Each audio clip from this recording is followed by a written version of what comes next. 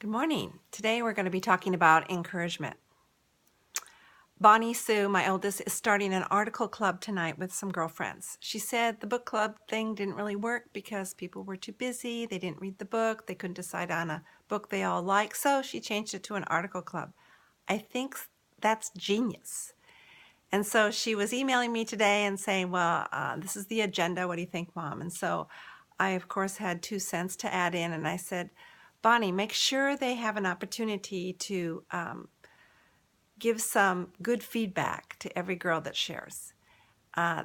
Encouragement is a lost art, and you can foster that in your meeting tonight, and I'm anxious to see how it goes.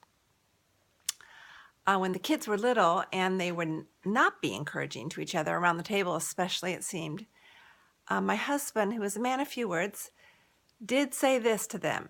He would say, Bethany, that what you just said is not very edifying.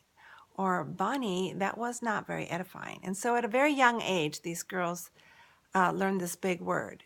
To edify means to build up. Paul had something to say about that several times, but particularly in 1 Thessalonians 5:11.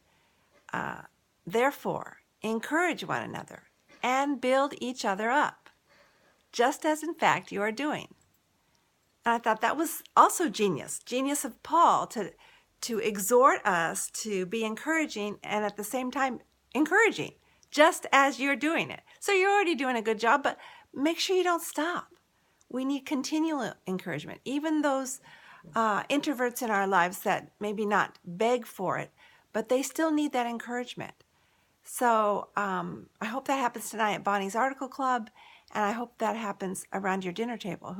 Who do you know that could use an encouraging word?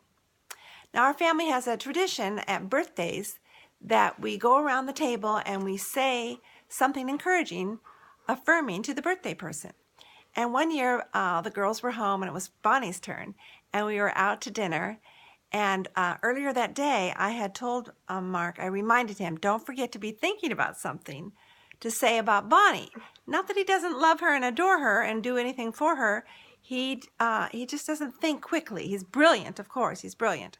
But things don't just come off the top of his head like mine. My head's always off. And so I gave him a little encouragement, warning.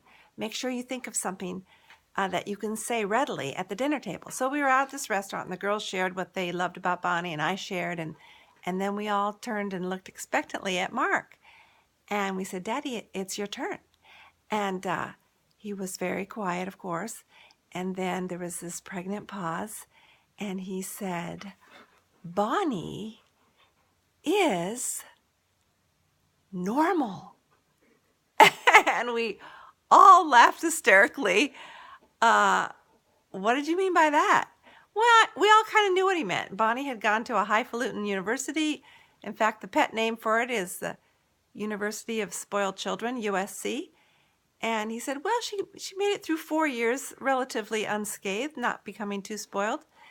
And of course, I would add, she's beautiful and intelligent and kind and gracious, but that's what he came up with because that's what he valued. He's from the Midwest, and we loved it, and it's a great story. And it was an affirmation that she held on to herself and to her values and who God made her.